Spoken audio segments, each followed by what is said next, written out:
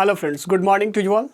जैसा कि आप लोग को पता है, हम लोग क्लास 9th के why do we fall ill chapters को स्टडी कर रहे हैं, जहां पे हम लोग बैक्टीरियल डिजीज़ को स्टार्ट कर चुके हैं। और इससे पहले अगर बात करते हैं तो आपका वायरल डिजीज़ के बारे में समाप्त हो चुकी है कथा, राइट। अब हम लोग जो डिस्कस करने वाले हैं जिसमें बैक्टीरियल डिजीज़, इसमें जो पहला सेक्शन है डैट इज़ आपका डायरिया के बारे में लास्ट क्लासेस में स्टडी किया था। और आज स्टडी करने वाले हैं उस सीरीज़ में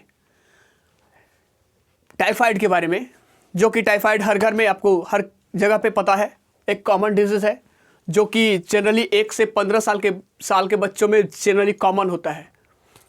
ये जो डिजीज़ है इसके बारे में हर चीज़ पता, हर पत्ता खोलेंगे।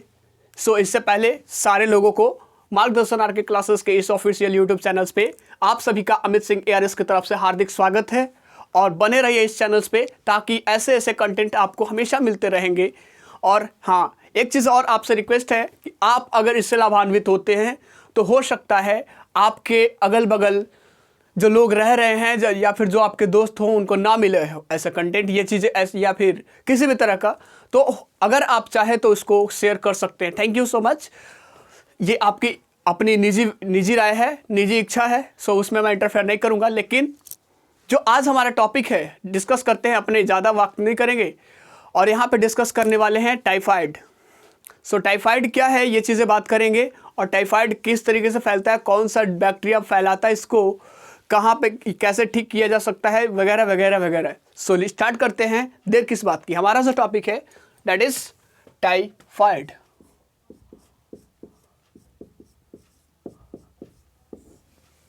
जैसा कि आपको स्क्रीन पे दिख रहा होगा,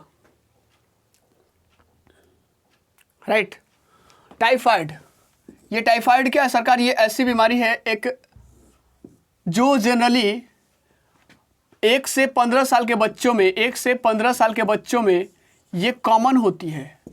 जनरली जो फैलाने वाले ये डिजीज़ है ये 1 से 15 साल के बच्चों में ज़्यादा देखी जाती है। इस डिजीज़ को फैलाने वाला जो बैक्टीरिया होता है उस बैक्टीरिया का नाम है सैल्मोनेला टाइफी।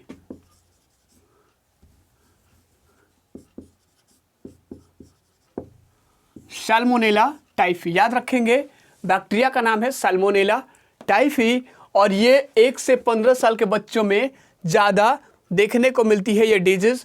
और ये क्या होता है, ये अगर बात करते हैं तो ये बैक्टीरिया जो होता कहाँ पे है? इंटेस्टाइन ऑफ मैन, इंसान के इंटेस्टाइन में ये बैक्टीरिया पाया जाता है। याद रखेंगे, the bacteria named salmonella typhi which causes typhoid is found in the intestinal region of the man. याद रखेंगे ये चीज़ें पाई कहाँ जाती है? यहाँ पे। ये एक कम्युनिकेबल डिजीज है।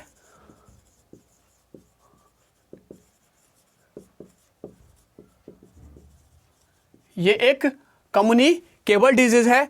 और यहाँ पे अगर बात करते हैं दोस्त, तो यहाँ पे हर साल पूरे भारत में और पूरे विश्व में अगर बात करते हैं, पूरे विश्व में की बात करते हैं, भारत मिला करके विश्व में कितने लोग इससे क्षतिग्रस्त होते हैं तो ज़रा सोच के दिल दहल जाएगा आपका। इससे पीड़ित होते हैं 2.5 मिलियन लोग पर ईयर।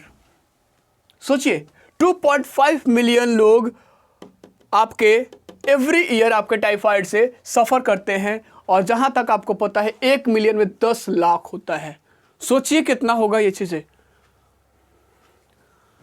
राइट। इतने डिजीज़, ये इतने लोगों को चपेट में लेता है ये डिजीज़ हमेशा, हर साल की बात कर रहे हैं दोस्त, 1 साल की बात नहीं कर रहे हैं।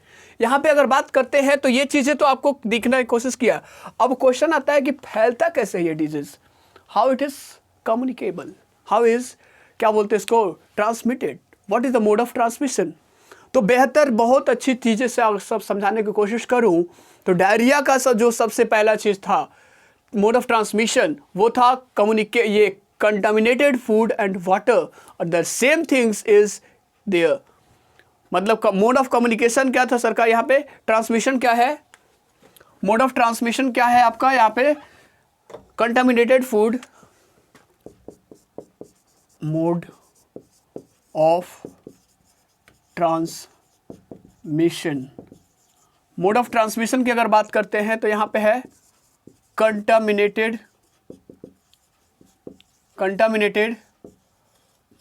Food and water and house flies. मक्खियाँ जो होती है सरकार, आपके घरों में बहुत सारे अगर गंदगी है तो ये मक्खियाँ अपना जगह बनाएगी ही बनाएगी, और इनके वजह से भी आपको इस डिजीज से सामना करना पड़ सकता है। So it should be noted. अब क्वेश्चन आता है कि ट्रांसमिशन का पता चल गया कि कैसे डिजीज फैलता है। अब कह रहा है कि अगर कोई इंसान, कोई बंदा अगर इस डिजीज से कॉज्ड है, इस डिजीज से पीड़ित है, सफर्ड है, तो उसके कैसे कैसे चीज़ों को फील कर रहा होगा, क्या क्या लक्षण होते हैं, इन द सेंस कहने का मतलब कि उसके लक्षण कैसे दिखाई देते हैं अगर ये डिजीज से फैला, ये सफ़र कर रहा है तो यहाँ पे बात करते हैं तो सिम्टम्स की बात करते हैं, इसको बोलते हैं लक्षण का इंग्लिश में बोलते हैं सिम्टम्स। और सिम्टम्स में क्या क्या होते हैं जरा समझने की कोशिश कीजिए। हेडेक होगा, सर दर्द, है ना, rise in temperature, body temperature जो होता है आपका बढ़ जाता है। सोचिए, राइज इन बॉडी टेम्परेचर हर वीक के हर सप्ताह में बढ़ता है। इसके बारे में एक बहुत अच्छी चीज़ है, यहाँ पे अगर लिख सकते हैं टेम्परेचर में लिखने की कोशिश करेंगे तो इंक्रीज इन एच, या फिर इंक्रीज विथ लिख सकते हैं, increase with each day in क्या फर्स्ट वीक।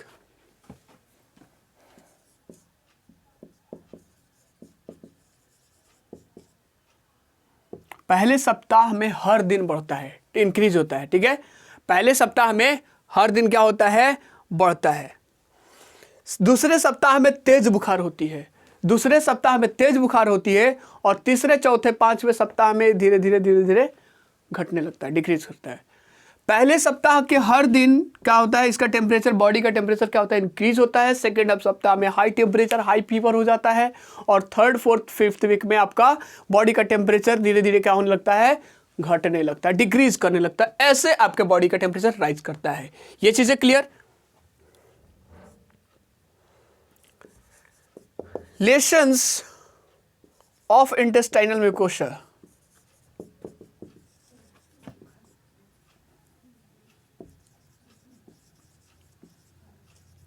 इंटेस्टाइनल म्यूकोसा में क्या होता है, लेशंस, ये होता है इसको परत, एक लेयर, वो चीज़ जैसे आपने देखा होगा कि किसी के मुंह में ये क्या हो जाता है, कट फट होता है तो वो एक लेयर ऊपर चढ़ जाता है, वो लेयर हट जाता है फिर बाद में, तो वही उस तरह से आपके इंटेस्टाइनल म्यूकोसा में एक लेयर चढ़ जाता है वहाँ पे, क्योंकि बैक्टीरिया वहाँ पे कहीं ना कहीं नुकसान कर रहा होता है, राइट। तो यहाँ पे याद रखिए, अब म्यूकोसा आपको नहीं समझ में आ रहा होगा क्योंकि ये म्यूकोसा जो वर्ड है आपको स्टडी करना है क्लास 11th में। क्लास 11 जब स्टडी कर पढ़ेंगे क्लास 11th में, तो यहाँ पे आपको पढ़ना होगा कि म्यूकोसा क्या है, मस्कुलरिस क्या है, सेरोसा क्या है, राइट। सो वहाँ पे याद रखेंगे कि एक जिसको बोलते हैं चकता टाइप का बोल सकते हैं, एक परत टाइप का लेयर हो जाता है उस आपके इंटेस्टाइनल म्यूकोसा में। इंटेस्टाइन के वॉल्स जो है वो चीज़, उसका नाम दिया गया है। तीसरी चीज़ अगर सिम्टम्स की बात करते हैं,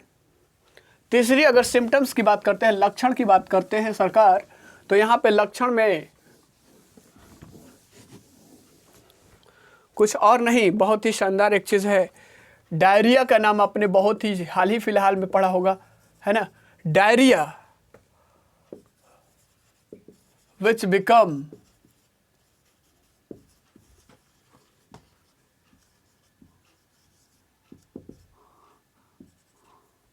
स्पेलिंग गलत है, विच बिकम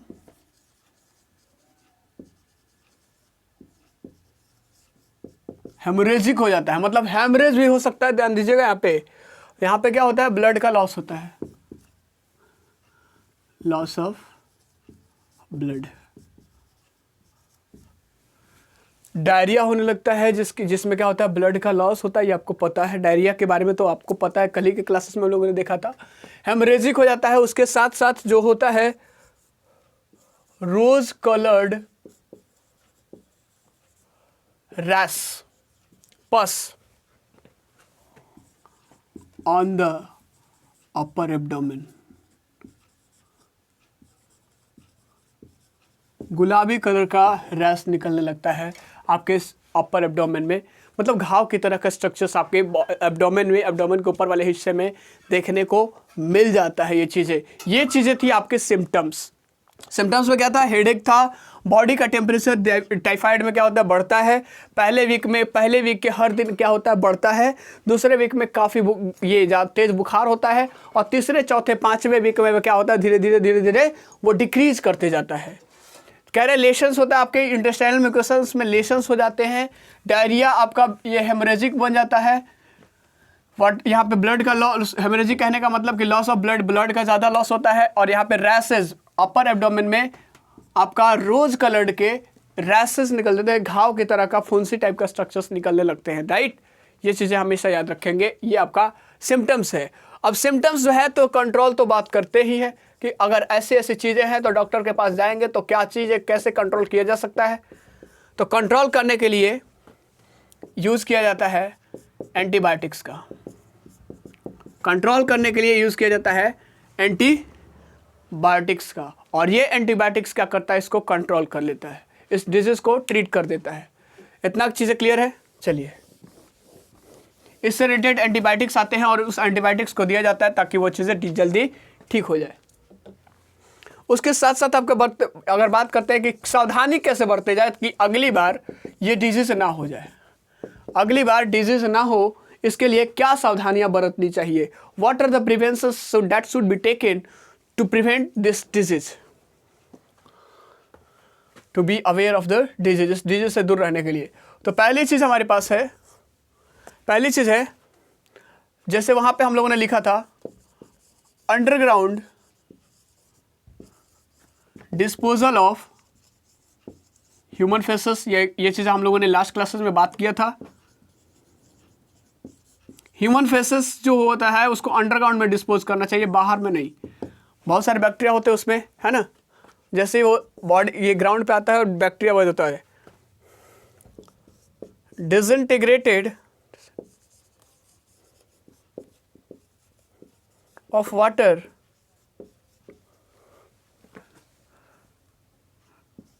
एंड प्रॉपर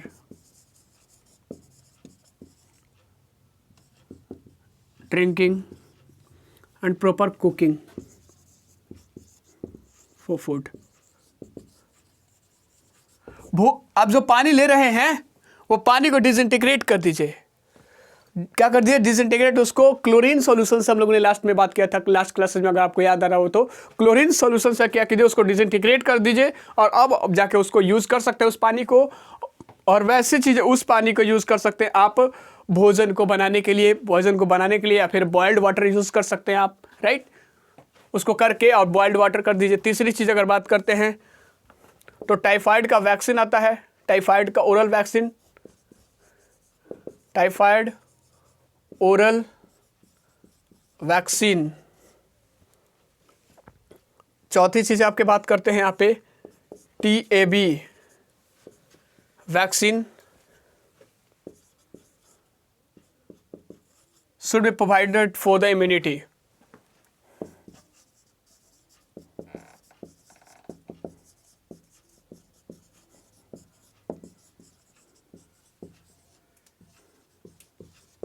कह रहा है आपका कि क्या करना है आपको। चीज़ें नीचे वाले नहीं दिख रहे हैं, मैं तो दिखा देता हूँ आपको।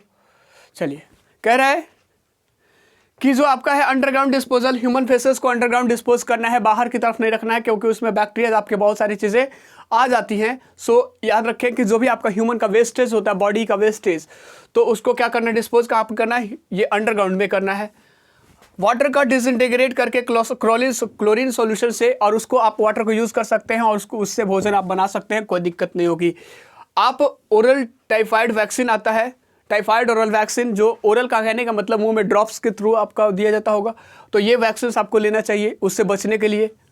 TAB वैक्सीन एक आता है जो क्या करता है? आपको 3 साल तक इम्यूनिटी प्रोवाइड करता है इस डिजीज से। सो ये चीज़ आपको लेनी चाहिए ताकि इससे आप दूर रहें, राइट। तो ये रहा आज के क्लासेस का सेशन, जहाँ पे हम लोग ने डिस्कस किया टाइफाइड के बारे में, जहाँ इसके हर चीज़ों को देखा।